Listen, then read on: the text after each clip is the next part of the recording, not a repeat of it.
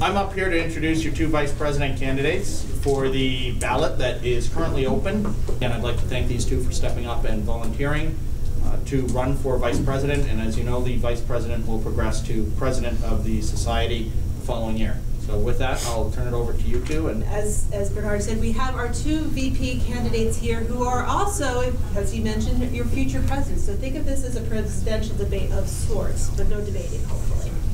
Yeah.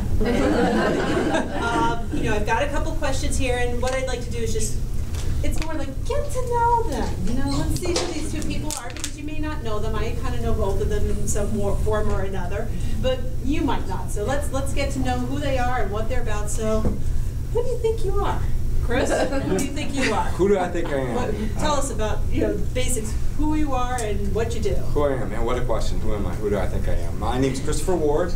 I've been an STC member for about 5 years now. I was starting getting involved with STC because of my company. I'm the director of sales over at WebWorks. We do e-publisher. You may not heard us, but they've been serving the technical communications community for about 20 years. By trade, I'm a business analyst. I got my analytic training in military intelligence for the Army for about 4 years. Very cool tour, learned a lot. And then when I graduated from that, I went into the business world through Dell Computers. That's where I got my start. Okay, so Adriane, who do you think you are? Huh? Oh, I know who I am. Do you? Do you really? Hi, I'm Adriane Hunt. I'm actually native to this area. I live very close. I'm a member of the Philadelphia chapter, the Philly Metro chapter of STC. And I've been in STC off and on my whole professional career, long time. I am a director of information services for CA Technologies. They're based on Long Island, but we have an office close by in Ewing, New Jersey. I work with mainframe software right now. We have a large global information services organization, and I've been privileged to work with a lot of fabulous technical communicators over the years, and I do everything from content strategy, innovation. I work with globalization professionals, and I've just had a full career with CA. And it's really, I'm at a point in my career where I really want to give back to our industry, and that's why I'm here. So there you go. What I'd like to do is I do have a couple of choice questions. Some of them are definitely much more strictly STC related, and some are not. But it'll give you an idea of what their thinking is. So hopefully, we can start a bit of a conversation. And if you think of a question along the way, just raise your hand, and we can kind of incorporate that in there somehow. So let's start with this question. As we mentioned, the idea that if you were elected vice president, you would eventually become president by and large. So we have one question here that as vice president and then president, will you be leading you will be leading not only the STC membership at large, but also the board of directors and the office staff at the STC. So what will your approach be when working with these people, especially considering you have not yet had the opportunity to work with these folk before? So I'd go first.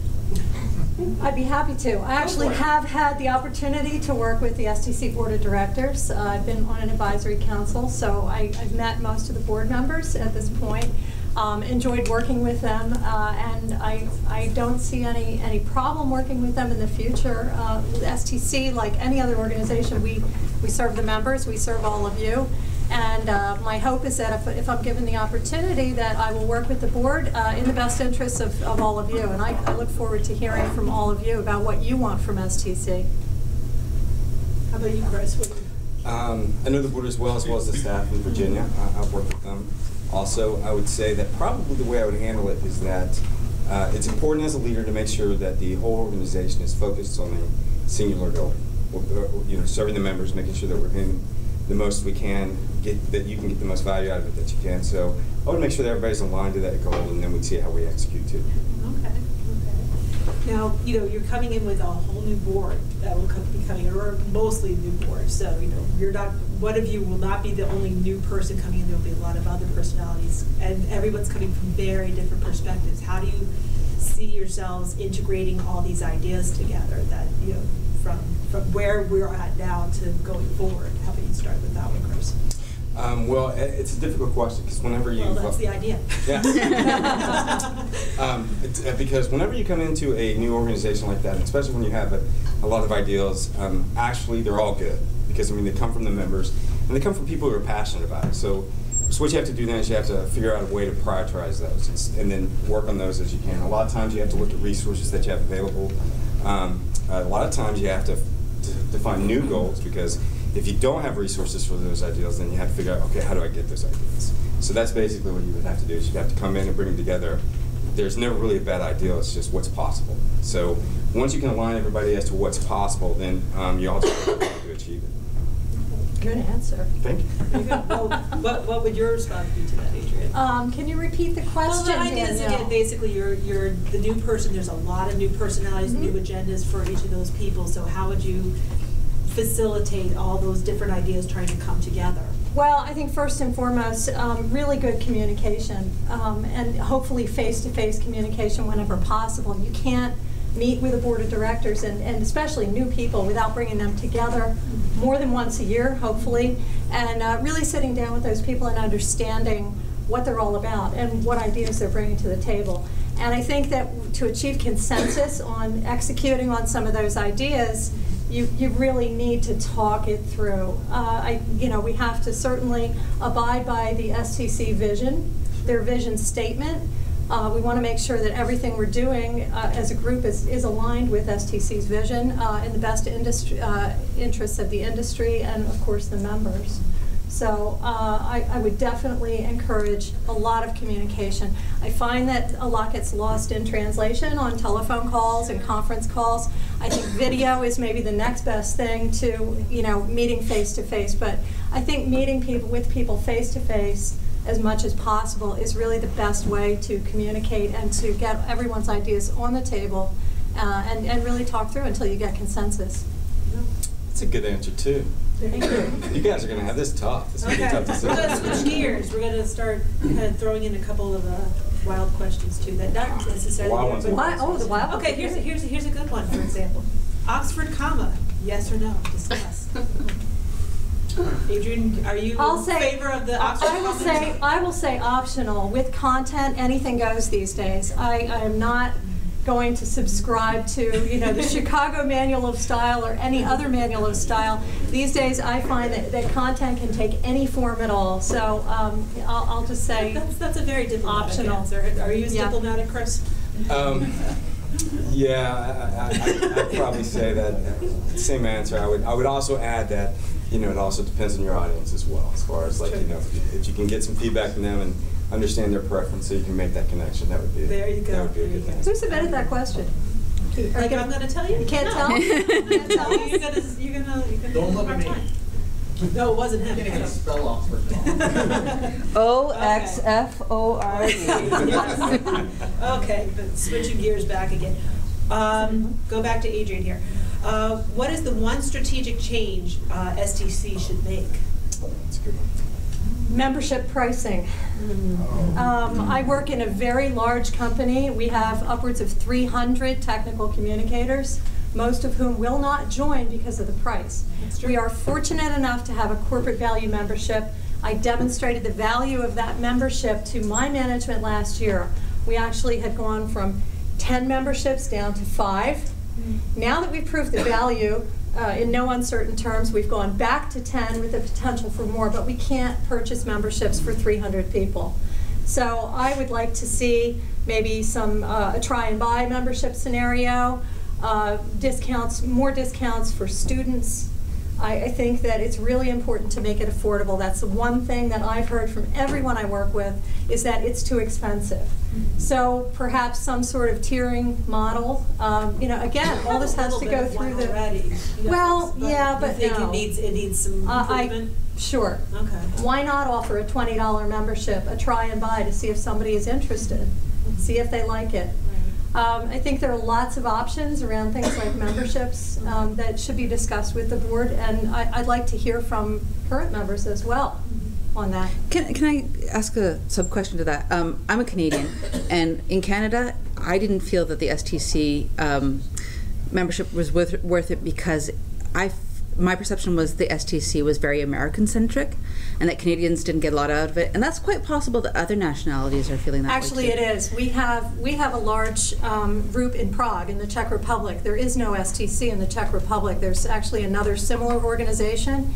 And so what we've done is we've just asked whoever wants to join, tell us which chapter you want to be an affiliate member of, and we'll bring you in, because they don't feel like they're getting the love from STC. Well, that's right. I mean, Yeah. when I was in Ontario, though, I want to be part of the Right. Southwestern Ontario chapter. Right. But everything happens in the U.S. It does happen in the U.S. So, Yeah. so how do you make it a better deal for people who are not in the United States? I think you can take that, but I'll just give you one example before he answers.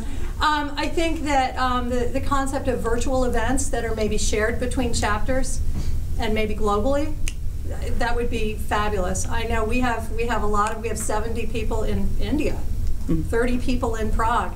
They also feel that STC is quite U.S.-centric. So I think there are probably lots of different ways that we could, make everyone feel like they're part of the same organization and that it is not U.S.-centric. Yeah. So what kind of strategic change would you make, Christopher? Well, I'm glad that we were talking about the pricing of it, because I think that probably, I've heard that exact same comment every time I've gone to chapters. I've also heard another thing about, hey, why do I have to pay extra, opposed to just the membership, but then I have to pay extra to be part of that chapter. One of the things that I do as far as a business analyst and in sales is that I look at, when we look at price, pricing is just an emotional conversation, right? Because you can say, strategically, we need to look at, are we really explaining the value of what we do as STC? Is it really worth the $300? We say $300, but compared to what? Some people are paying $200 a month in a cable bill, and they have no problem with that, right? So whenever I hear somebody complaining about price, I always say, well, are we showing you the value? And then, are we giving you that value? It's like, okay, what would you like to, what would you like to see from STC for $300 a year? What would you like to see from STC for $500 a year? Are we already doing it? So strategically, I'd go in. That's probably the first thing we'd do is we'd analyze this and say, because it's obviously there's a disconnect, because why do we keep hearing it everywhere we go? So, strategically, we look at the value and make sure that we're offering that value for that price. Now, Chris, what is, we're talking about making strategic, each of you have talked about what kind of strategic change would you make. What is something that you would keep the same, that you think, this is something that's come up in the last year or two or three or whatever. This seems to be working. I'd like to keep moving on or moving forward with that. I'd say probably one of the things that I'm really impressed with STC is, and I would not change, is the networking aspect for jobs, because that's one of the things that it seems to be the key value point for most of the people I talk to, is that they come in, it's not just an education aspect, but if they're contractors and they're looking for new jobs, STC is a great place to go and field leads for that way. So I like that network out there, but I also too do like the education part of it. As far as like where the procedural part of it, we really have a good grasp on the procedural part of creating content.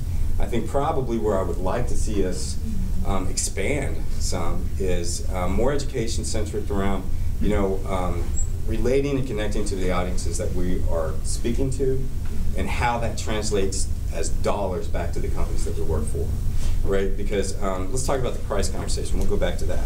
Well, why aren't our companies paying for, our STC memberships? Well, maybe it's because they don't understand the value that we bring as an industry to the company itself, which that's where I see the biggest disconnect.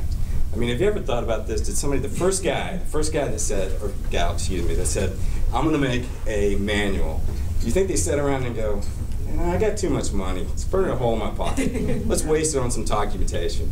That's not how that conversation went. The conversation went, hey, I want to do something, I want to produce something that's going to bring value to my product and make my customer more loyal. We've lost that. We don't explain that to businesses in any organization, that that's what documentation does for you. And so we need to work on that message.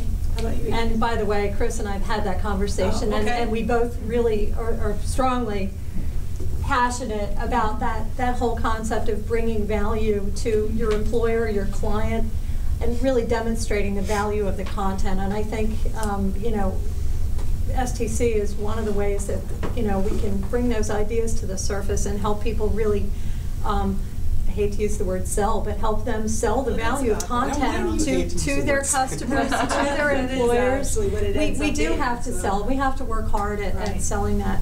But the question was really about what would I keep the same? Yeah, I mean, what would you keep the same? What do you think is working really well? I think that publications competitions work very well. I think they could work better. I believe STC has 6,000 members, and I think that the competition, since I've been judging at the regional and the international level now for several years, I think that the number of entries has probably dropped off a lot. I don't know what the statistics are historically for entries, but I think that having those competitions is really not only a way for the people who get some recognition to be able to demonstrate value to their employers and their customers. Hey, I have award-winning competition. Sure. But more importantly than that, I think that it's a way for all of us as technical communication professionals to really see what's great content, what do we think is great content. And I almost feel like those competitions could be expanded in some ways. So, like, in one way, for example? I think that perhaps the categories could be made a little bit broader. Okay. Technical communication doesn't necessarily have to be all about technical content. Yeah, I work with a lot of marketing content. I feel like we're almost excluding some types of content, and perhaps a discussion with the board and the membership about, maybe broadening the scope of what we think STC is all about. And what this industry is all about. I think this industry is expanding. I no longer think that technical communication is this very narrow path, and the content has to be highly technical. I think that content, anybody can author content, and I think that we should maybe be more inclusive as an organization. That's kind of what I was thinking, because I was thinking, well, it's not just tech writing. I have always thought of technical communication as a big umbrella, that there's a lot of different things. You've got your visual designers, you've got your Marcom people, you've got your tech lots of kinds of content. There's lots of different things. I think that it would be great if we could offer membership to people who might not necessarily otherwise consider it because they feel like technical communication is not their thing. There's more to it. Yeah. Yep, that makes sense to me. Okay, well, another change up here.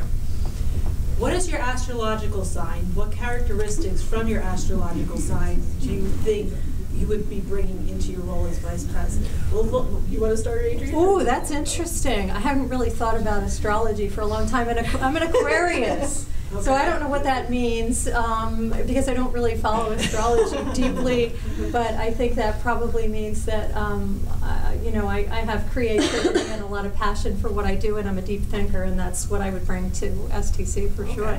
How about you, Chris? I'm actually, the way it was explained to me is I was born on the cusp. So I'm right in between Gemini and a Taurus. So basically, you're a bull. I'm a bull. Bull or the twins? I know somebody who's a cusp. I'm twins that argue with themselves. That's basically what I am. But you're bullish about it. Yes. I'm bullish about it. So what kind of characteristics do either of those do you see in yourself that you would bring into your vice president role? Well, and this is something that I guess I've never really been afraid of or uncomfortable around controversy. I mean, as far as, if I'm the only person in the room that is standing on a certain belief, but if I believe that is the proper way to go, I'll stand up and fight for it. Now, not to say I understand that in a working environment there are going to be, constellations. There's going to be some times when you have to, put some stuff aside, but you can be guaranteed if I'm in that room, we have argued it to its final point. We know exactly what we need to do. So. Whereas I know that can be frustrating for some, but it's helped me made myself and a lot of my team successful because I do it in a way where I'm not so stubborn where I won't listen to people because, you were talking about communication. I believe very much so in communication. In sales, you really have to communicate. You have to listen to people and put yourself into their world. So I try to do that, but I can still stand on my principles. That's good. Okay. Well, I think we're going to just start wrapping this up. I have one last zinger of a question. I can't help reading this without laughing so much. This is going to be good. But it's good. It's good. If you were to find yourself in a South American prison, where were you put there, and how would you escape? Funny story, I've actually been in a South American prison. Well, take it away, Chris. And no, okay, so in myself, a South American prison. How did I get there? How'd you get there, and what'd you do to escape? Well, my wife would tell you I got there because I didn't stop and ask for directions. I would say probably, I probably stood on some principle that didn't really pan out with the natives. And how what was the final part? And how would you escape the prison? How would I escape the prison? I would sell the prison on the value of letting me go. There you go. Very good.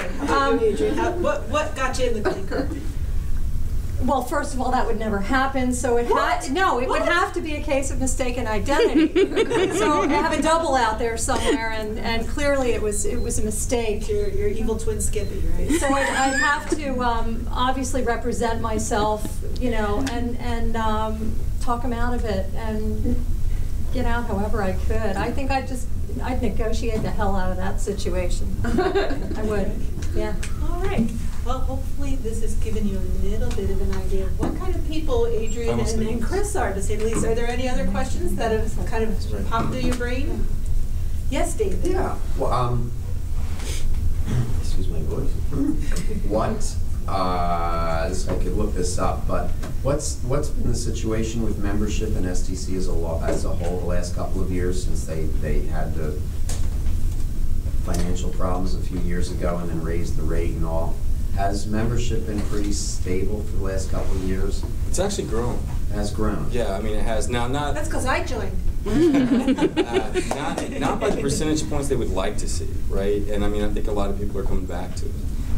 But to your point, I mean they were well aware that they did lose membership, and we were not back to where we used to be. But they are getting excited in the fact that we are getting some growth out of it. Do you think or is the idea that possibly the drop was because of some of these membership fees that were just like, I'm having a hard time finding work, I can't afford this right now, so maybe I'll come back to it? Possible. I mean, that's the first thing that pops in my head. It could be. So, hopefully with the upswing of things, will improve. One of the things I've heard that there's loss of membership because now there's free ways of sharing the same information. So LinkedIn, for example. Can you conceive of a way of either beating them or joining them? You mean those groups through LinkedIn? So either beating these to get your membership back, or somehow using these other groups to get your membership back. The STC seeing the groups as part of their constituency, even if they're non-members. Is that what you mean? Well, just group. Or social media being the means of trying to gather and draw interest. Right. What? Go ahead. Okay. Well, I was going to say, so if I understand your question correctly, I mean, as far as the people who have left, they've left because they say we have found other means, free means, to get the resources that we need. Right, or even people who haven't joined saying, I don't need to join because I already... Because of all these free resources. Mm-hmm. Okay. So is there a clear path? Absolutely there's a clear path. I mean, again, it comes back to the value conversation. Because I will tell you this, if STC is not offering more than the free services that are out there, then we are failing as an organization. So we've got to figure out what we're doing to make sure that we can add that value, present that value. Once we do that, then we market that value. And once you market that value and people really see and make that connection, they'll come back. I can tell you for certainty that what I can see out of STC and what we're doing, we are well valued beyond the $300 that we charge for membership. Absolutely. The problem is that we haven't really expressed that value, not just to the members, but to the organizations and the businesses that use this industry. That's where, to me, that would be my focal point, is going after those guys first. And so, I agree with Chris. I think we definitely need to continue to market the value of STC.